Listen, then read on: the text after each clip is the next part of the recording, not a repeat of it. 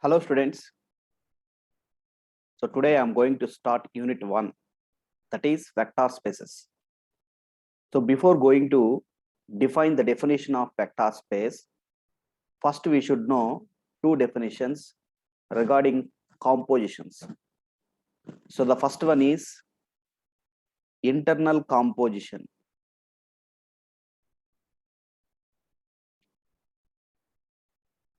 Internal composition.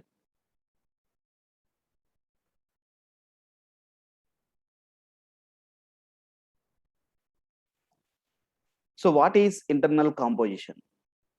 So coming to the definition of internal composition, here let capital F is a set.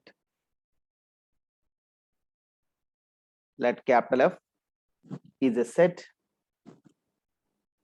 and if A circle B belongs to F, A circle B belongs to F for all A comma B belongs to F, so then that circle is called internal composition, is called internal composition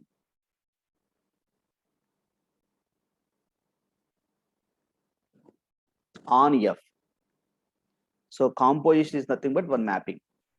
Here in this definition, we have taken circle as a composition.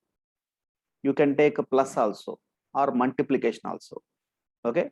So here the definition of internal composition is nothing but you have to consider a set first of all. So if you take any two elements from that set, and if you apply the particular composition in between those two elements, then the resultant element should belongs to the same set. Okay. So it means, for example, if you consider plus as an operation, and if you consider any two elements from the set F, if you applied the plus operation in between those two considered elements, and if the resultant element should also belong to the same set, then we say that that particular operation is an internal composition. Here, why we are saying that that is an internal composition means, here we are applying that particular composition in between the two elements of the same set. Here the set is F. We are considering the two elements from the same set. Okay, and we are applying the composition in between those two elements so that the resultant should also belongs to the same set. So that here we are saying that particular composition is a internal composition. Okay, so coming to the next one, that is second one, external composition.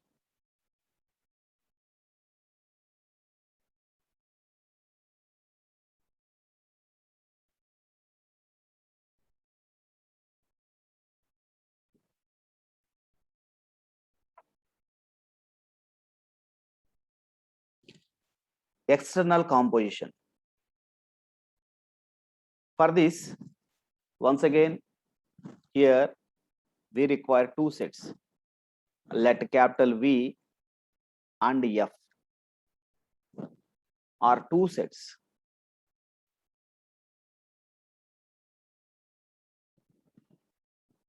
If A circle alpha belongs to V, comma, for all A belongs to F, comma, alpha belongs to V, then circle is called external composition. External composition on F.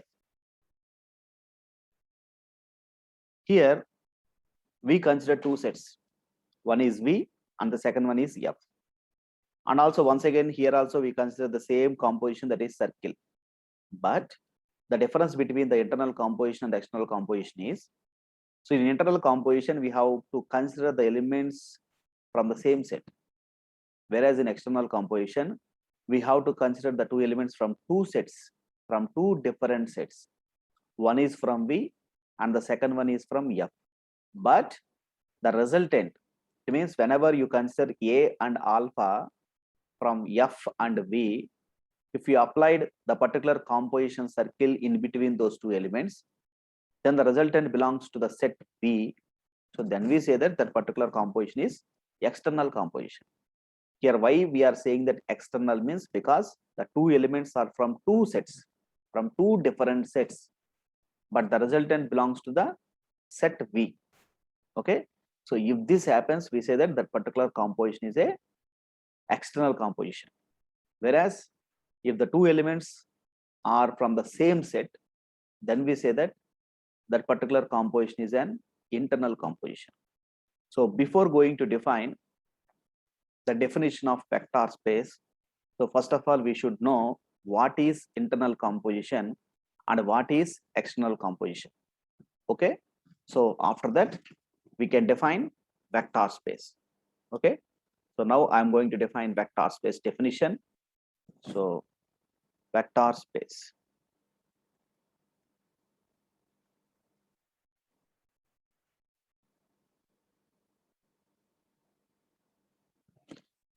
Right. So coming to the definition, let V is a non-empty set. V is a non-empty set whose elements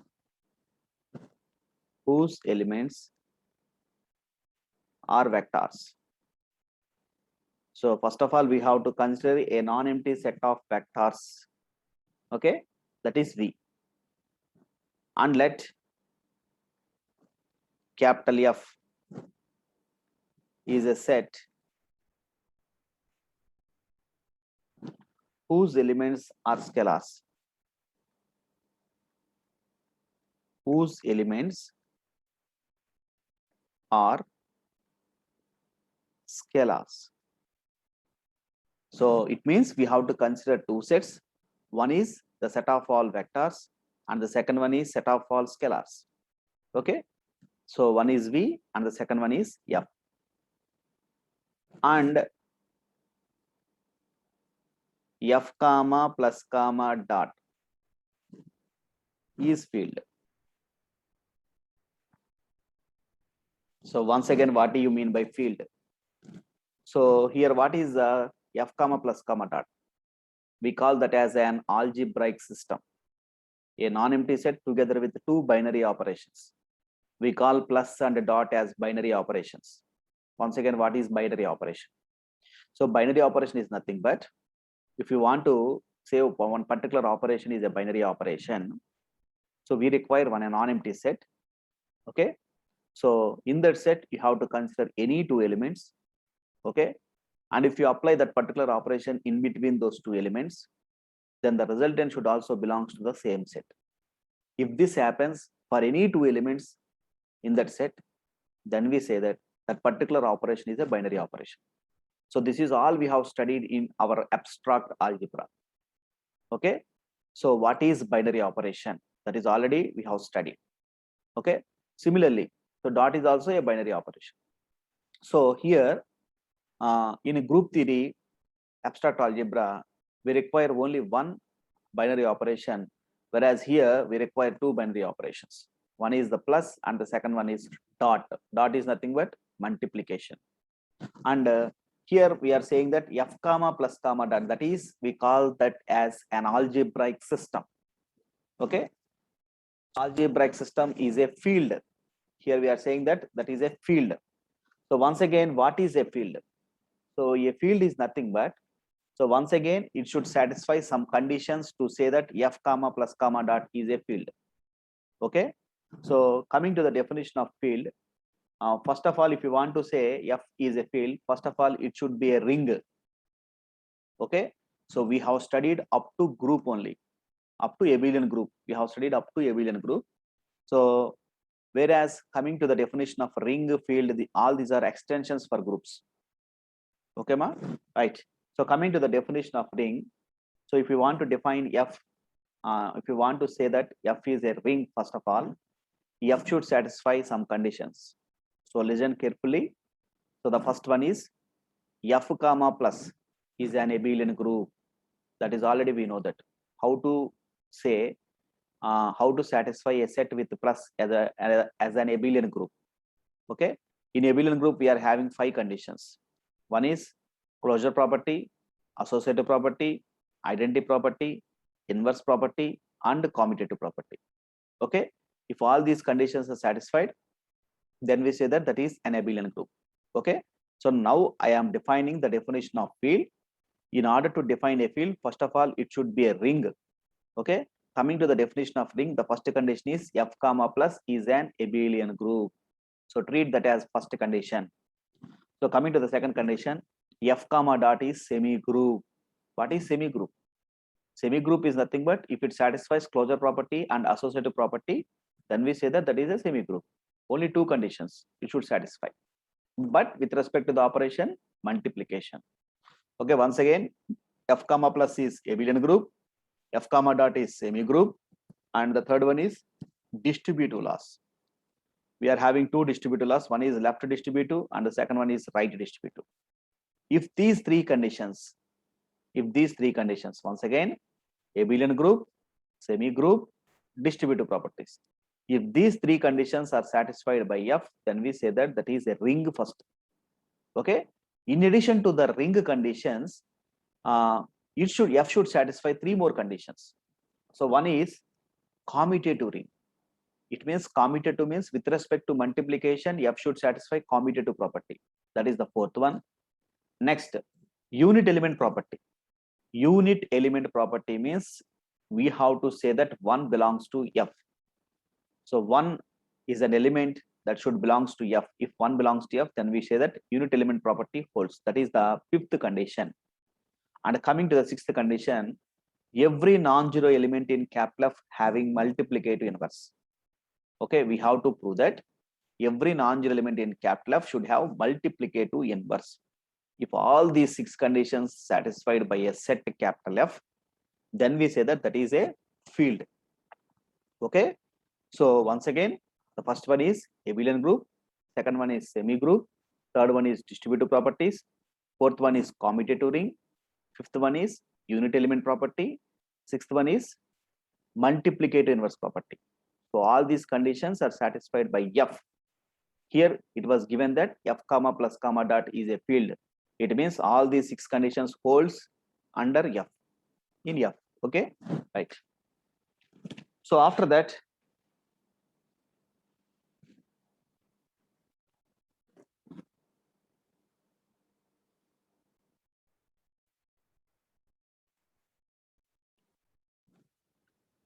then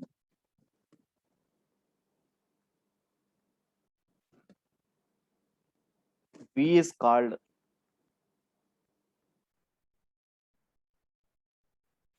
vector space over f if it satisfies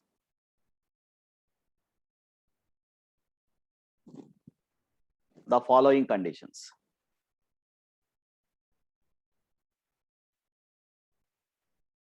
So in order to define a vector space, so we require a non-empty set of vectors and also we require a field of scalars. Okay, f comma plus comma dot is a field of scalars. So first of all, we should require these 2 sets, and then if f satisfies the following conditions, then v satisfies the following conditions, then we say that that is a vector space. So coming to the conditions, the first condition is there is defined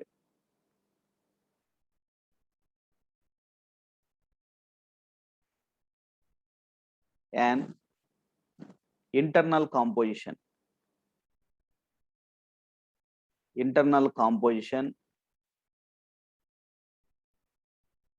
on V, in V, internal composition in V called vector addition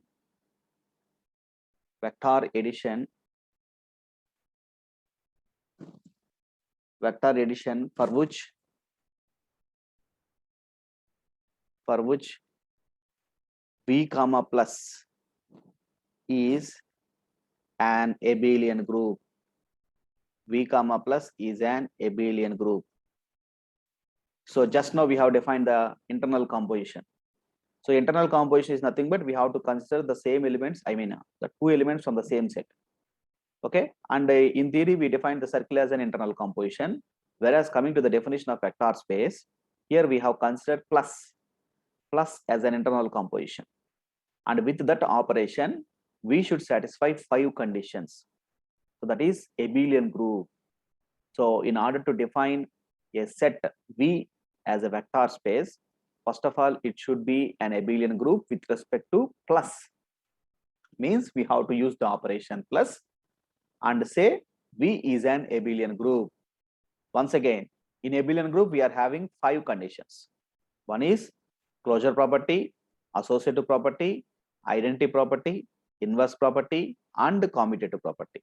If all these 5 conditions are satisfied by V with respect to the operation plus, then we say that V comma plus is an abelian group. Okay, in first condition we are having 5 conditions. Okay, right. Coming to the second one, there is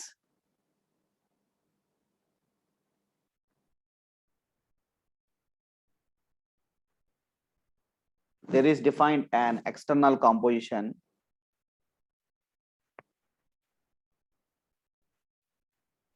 There is defined an external composition in V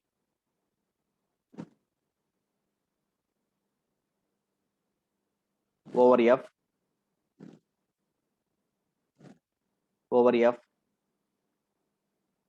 called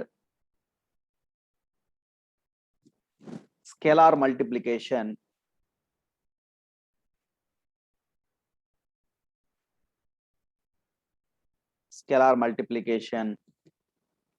for which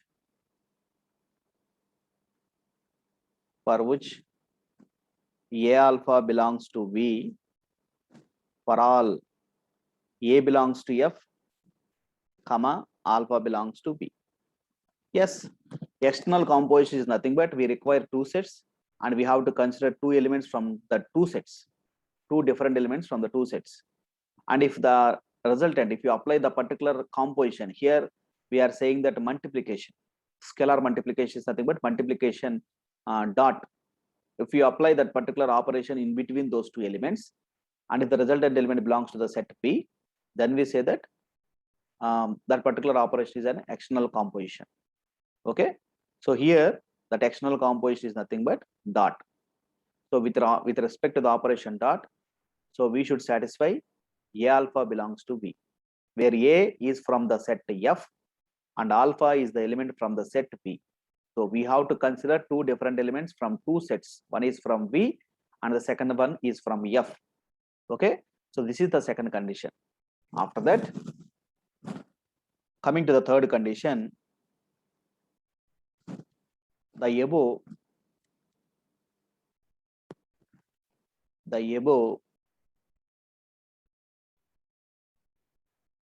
2 compositions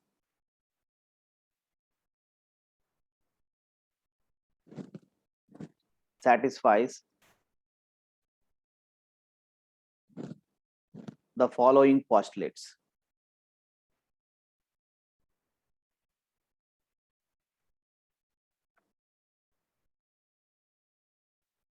Postulates is nothing but conditions.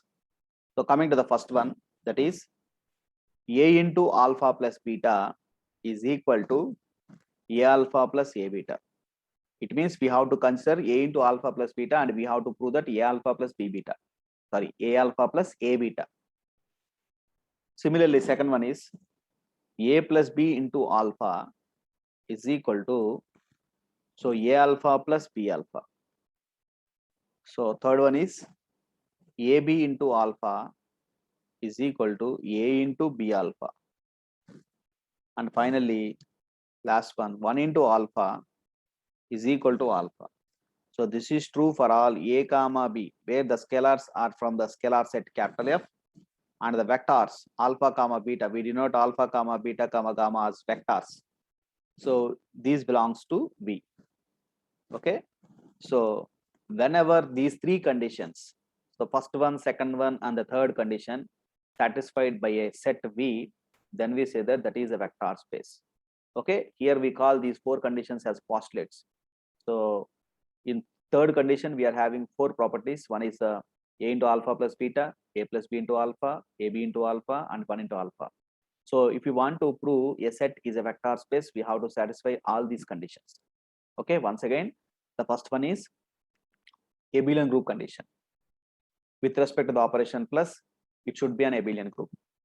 So coming to the second condition, that is, we have to prove A alpha belongs to V, where we have to consider A from F and alpha from V. We have to satisfy A alpha should belongs to V. That is the second condition. And in the third condition, we have to satisfy these postulates. So whenever all these conditions are satisfied by the set V, so then we say that that is a vector space. So this is the definition of vector space. Okay. So, and it is denoted by, and a vector space. It is denoted by, vector space is denoted by V of F. So here V is nothing but the vectors set and F is the scalar set. Whatever the set we are having as a scalar set, we have to write that inside that inside the set, inside the brackets. Suppose if we are having R as a scalar field set, then we have to write V of R. But in the definition, we have said that F is a scalar field set, so that we have to write V of F. Okay, so a vector space is denoted by V of F. So this is the definition of vector space. So coming to the next one, that is vector subspace.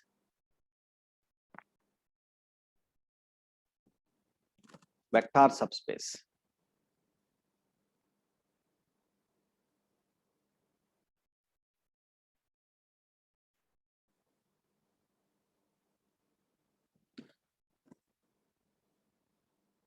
So vector subspace is nothing but, let V of F is a vector space. It means, first of all, we require one vector space. So I am considering V of F as a vector space, and W is subset. W is subset of V. Then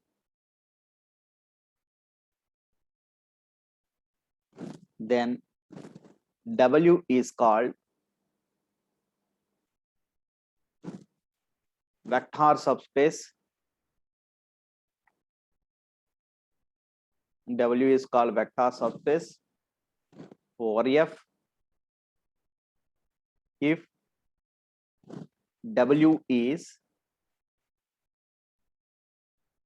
itself a vector space.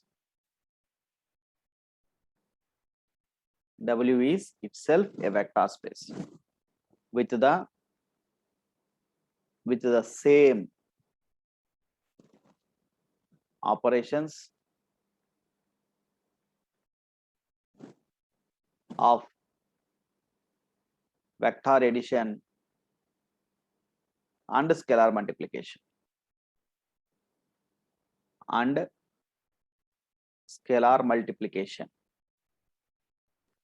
So coming to the definition of vector subspace, first of all, we consider a vector space and a subset for that vector space. Okay, here that's a subset is nothing but W.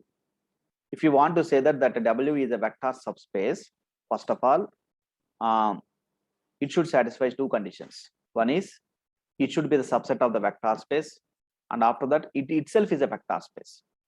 It means W should satisfy all the conditions of the definition of vector space. Okay, so what we have defined here, the first, second, and third conditions in the definition of vector space, all these conditions should be satisfied by W. In addition to these conditions, one more condition it should satisfy, that is the subset. W should be a subset of V. So whenever you say that W is a vector space together with the subset, then we say that W is subspace. Okay, we call that W as vector subspace of V. Okay, so this is the definition of vector subspace. Thank you.